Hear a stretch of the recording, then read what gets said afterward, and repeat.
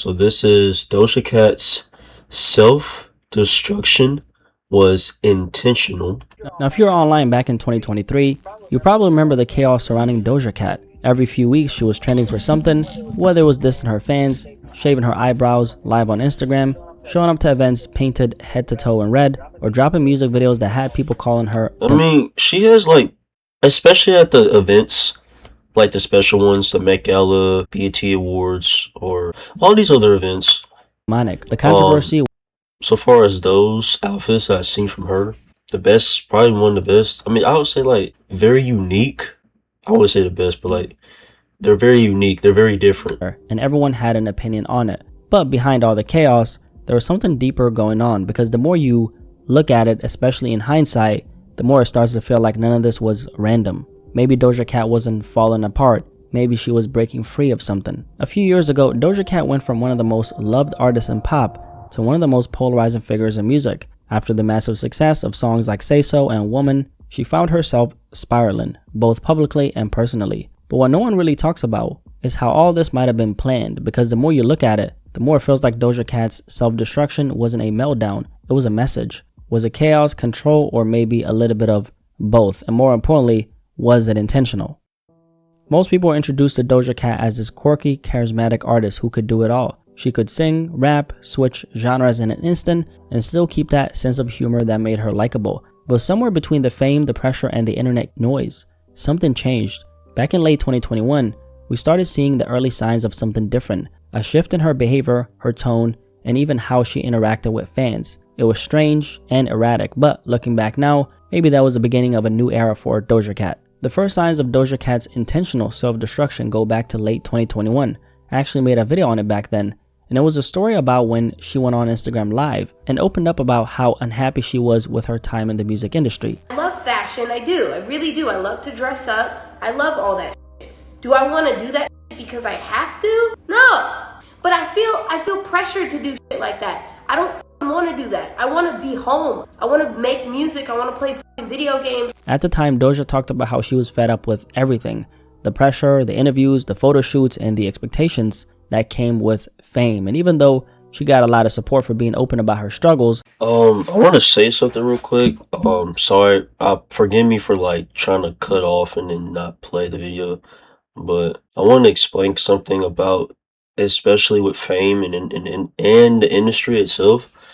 I noticed how, cause a couple months back, or maybe a year actually now, I started getting into this modeling agency. I started getting into this modeling agency, cause I wanted to start modeling, and started calling and then starting up the classes around, I think it was October. Well, I made the call in September last year, but then I started taking the classes in October, I believe.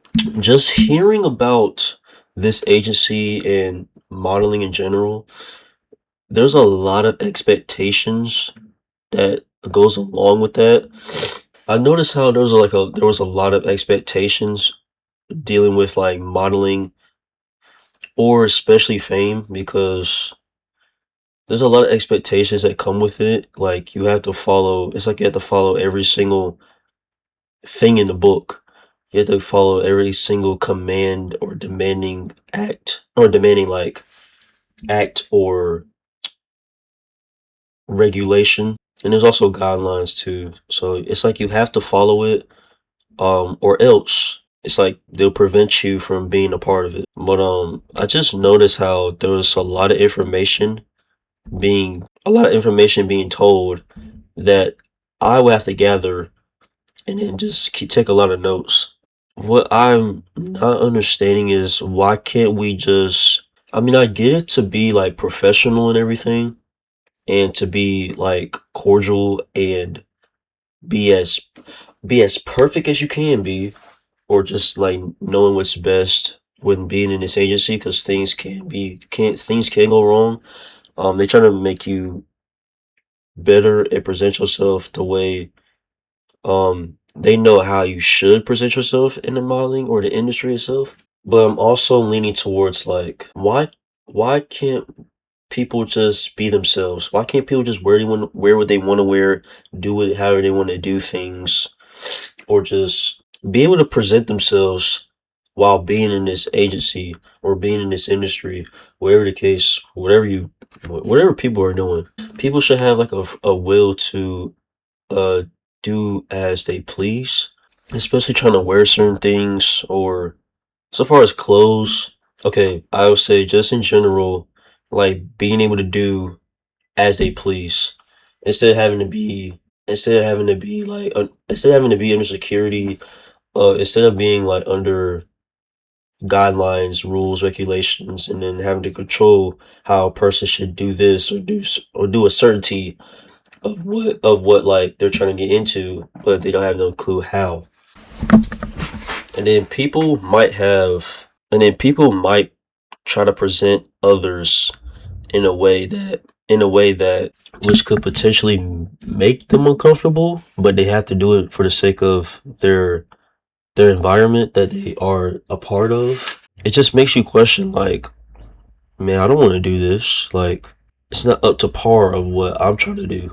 So it just makes you like really question, and it makes you like very concerned. What's this even for, or what's the whole outcome or the whole reasoning and the logic behind it, and just understanding why is this so important. If it's not really suitable for me, then I shouldn't really have to care for it or be a part of it, and I could just do at least just do as I please. Whatever feels like, at least to a point where I know I can just live life in a way where I can feel at peace and refreshed, and knowing that I can give life into myself rather than just somebody else taking it away from me. She also faced heavy criticism from people calling her ungrateful, being shoots and the I want to do. I love to dress. unhappy she was with her time in the music industry. I love fashion. I do. I really do. I love to dress up. I love all that shit. Do I want to do that because I have to? No. But I feel pressured to do shit like that. I don't want to do that. I want to be home. I want to make music. I want to play video games. At the time, Doja talked about how she was fed up with everything. The pressure, the interviews, the photo shoots, and the expectations that came with fame. And even though she got a lot of support for being open about her struggles, she also faced heavy criticism from people calling her ungrateful. Essentially, it looked like she was going through a phase of burnout. She was one of the biggest new artists in the world at that point, constantly in the spotlight, dealing with the pressure of having to keep up the momentum she had built up. But that burnout eventually turned into something else, because not long after that, Doja Cat made it clear that she was done trying to please everyone but herself. And that same image that made her successful was in the process of being broken down. It all came to a head in March 2022 during what's now known as the Paraguay incident. Doja Cat was scheduled to perform at the Asuncionico festival in Paraguay, but that event got cancelled because of extreme flooding and thunderstorms. And so Doja Cat didn't perform, and that's when everything started spiraling. After tweeting about her next show in Brazil, a fan replied, "Not a single photo in Paraguay, not a single tweet, not a single Instagram story. You made us empty." Doja responded saying, "I'm sorry." But when another fan posted a meme labeling her as public enemy number one, she replied, "I'm not sorry." And that one moment flipped everything. Within hours, Doja Cat is Over party was trending. Fans accused her of being heartless, of ignoring people who waited outside her hotel in the storm. And some fans even spread a fake screenshot claiming that Doja Cat had liked a tweet mocking Paraguayans. And then came the tweet that blew everything up. "This shit ain't for me, so I'm out, y'all take care." Doja Cat then changed her Twitter name to "I Quit." And for a moment, it really looked like she meant what she was saying. At that point, she wasn't really just having a bad PR week. She was collapsing, or it looked like she was collapsing, under the weight of everyone's expectations. Because while other artists like Machine Gun Kelly were doing pop-up shows from their hotel balconies to comfort fans, Doja Cat was getting ripped apart online for not showing the same energy. But this was deeper than a missed concert. It seemed like this was Doja Cat reaching her breaking point in her popularity. And that night in Paraguay, when she said "I quit," was one of the defining moments where she stopped being everyone's new favorite pop star. By mid-2023, Doja Cat's relationship with her fans completely fell apart. At this point, it wasn't about burnout anymore. This was Doja Cat declaring war on the same people who had built her up. It all started when fans began criticizing her relationship with a man accused of predatory behavior. And these weren't random haters, these were her own supporters, the same people who had been with her since day one. They wanted Doja Cat to respond, but instead of ignoring it, Doja Cat started blocking the people who brought it up. And when one fan page called her out, she replied, "I don't give a F. What you think about my personal life? Goodbye and good riddance. Miserable hoes." So Doja Cat was responding in this extremely harsh tone against the people who supported her, right? So that's when things took a little turn. Because this time it wasn't the internet attacking Doja Cat, it was her attacking the internet, but fighting with her fans in the public. From there, everything snowballed. On Threads, a fan commented asking her to say she loved her supporters, and Doja Cat replied, "I don't though, because I don't even know y'all." Another fan reminded her that they'd supported her from the start, saying she'd be nothing without them, and Doja Cat fired back by saying, "Nobody forced you." She does have a point. When some of her fans, who calls themselves, or I think she calls them, I'm not sure, kittens, try to explain that it was a name she originally gave them, she said, "If you call yourself a kitten, you need to get off your phone, get a job, and help your parents with the house." That's when people realized Doja Cat wasn't pretending anymore. I mean, the filter was just gone and she was literally like bam, bam, bam, firing off shots at her own fans. So Doja Cat essentially decided to burn the bridge between her and her fan base intentionally. And these were the people who made her viral, streamed her songs, defended her name whenever she was in any type of controversial story. Now she was rejecting them. All of them. Looking back, it's very easy to see what was actually happening. Doja Cat, from my perspective, was dismantling the pop star machine she had built. The same image that made her rich and adored had become a cage, and she was ready to destroy it, even if it meant turning everyone against her. In the weeks that followed, the fallout was brutal. This wasn't just noise on a timeline. Doja Cat was essentially beefing with her own fans. It began with the allegedly predatory boyfriend controversy and a handful of posts. Then came the blocks, the replies, the tone, the responses, and suddenly a lot of the same people who had built her up started walking away. Major fan pages deactivated, longtime supporters announced breaks. On Instagram alone, she dropped hundreds of thousands of followers in a matter of days actually. Not career ending, but loud enough to prove the point. People were done being talked down to. And here's the thing, Doja Cat didn't owe anyone a statement about her personal life. What made this spiral wasn't that she responded, it was how she responded. Don't love you, nobody forced you, get a job. Obviously that energy hit hard in a lot of her fans who had been supporting her this entire time. And underneath all this was the same dynamic that makes celebrities what they are. Parasocial relationships. Fans invest time, emotion, and money and start to feel connected to a person who doesn't actually know them. Most of the time it works until the illusion breaks. In 2023, Doja Cat broke it on purpose. So the fan base fractured. Some stayed for the music. Others moved on, realizing the version of Doja Cat that they loved wasn't coming back. Instead of apologizing or smoothing things over, Doja Cat decided to double down. She stopped speaking to her audience in the way she used to and became more distant as time went on. And that's when she entered her demonic era. Doja Cat turned all the controversy that had been piling up into fueling her music by dropping Paint the Town Red. Now, Paint the Town Red became a smash hit and it hit #1 on the Billboard charts. The song and video are open to interpretation, but my analysis is that it's a symbol of refusing to play inside the box people try to lock her inside. The devil wasn't literal, or maybe it was literal, I don't really know, right? To me, it was a character. In other words, the villain she'd become in other people's stories, now claimed on her own terms. What Doja Cat went through has often been compared to the phase Britney Spears went through in her career. In the late 90s, a 16-year-old Britney Spears exploded with Baby One More Time and became the face of teen pop. She dominated the early 2000s with songs that defined an entire generation. However, less than a decade later, the narrative around her completely flipped. Britney went from being America's sweetheart to a tabloid spectacle, attacking paparazzi with an umbrella, shaving her head in public, and visibly unraveling under the pressure. Those incidents, along with the relentless media scrutiny, eventually led to welfare checks and psychiatric holds in early 2008. She later explained it herself. "Shaving my head and acting out were my ways of pushing back," she said in her memoir, The Woman in Me. Now, when Doja Cat shaved her eyebrows, the reaction was almost identical: confusion, concern, and criticism. But even though her reasons were different, the message was similar. Doja Cat said that she was simply tired of maintaining her hair, tired of the pressure to always look perfect. I just do not like to have hair. I remember feeling so exhausted with working out. Like whenever I went to go train, I had a trainer at one point.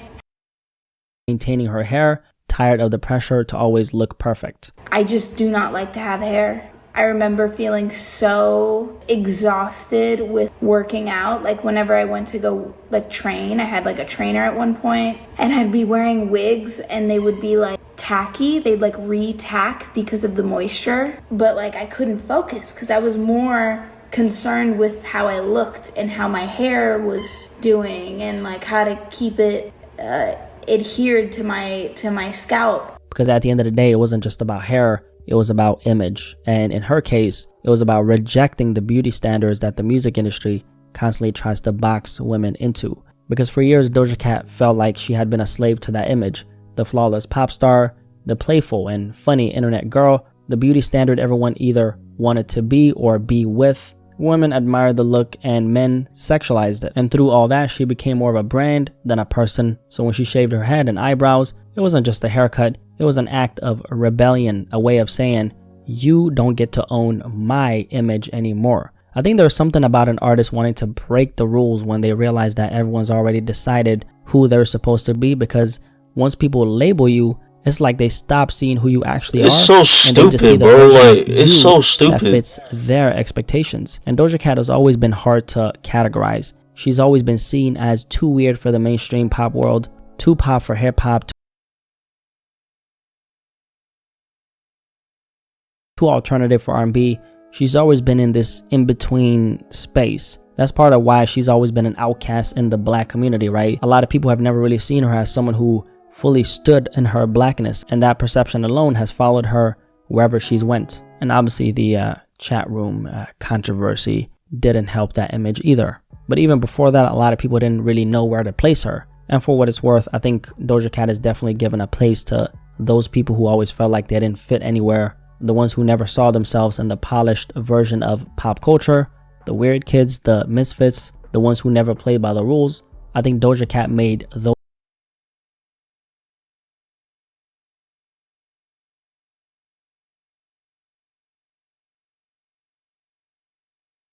people feel seen. And in a lot of ways, that's what made her popular. Because aside from just her talent, people connected with how unpredictable she always was. She represented freedom in a space that's obsessed with control. And after all the controversy, she actually took a step back to regroup and find herself amidst the noise. And just recently, she dropped an album that didn't make as much noise as I thought it would. But it feels like she's starting to feed back into the same fan base, just in her own way. I honestly think that the way Doja Cat played the entire controversial era was more intentional than it looked. She leaned into being the villain because maybe that was the only way she felt like she could reclaim her story. But that's just what I think. I'm very curious what you guys think. Was it calculated or was it not? If you made it this far, drop a like on this video. Appreciate you guys so much for watching. She's bigger than any placement in communities ever, bro. Being yourself, it's like you expect a whole bunch of people that has a huge fan base if they be themselves, but when you're trying to please others, it's literally that case where you're way up high, you have everything, but then you don't have as much, but you still have a lot of people that do support you, but it's not as like insanely, it's not like it's not like an insane amount of fame once you versus when you like please other people, then it's different. Then you're like way up here. Shout out to Doja. But yeah, it's stupid how the industry works, or just fame, like fame in general, for sort of speaking.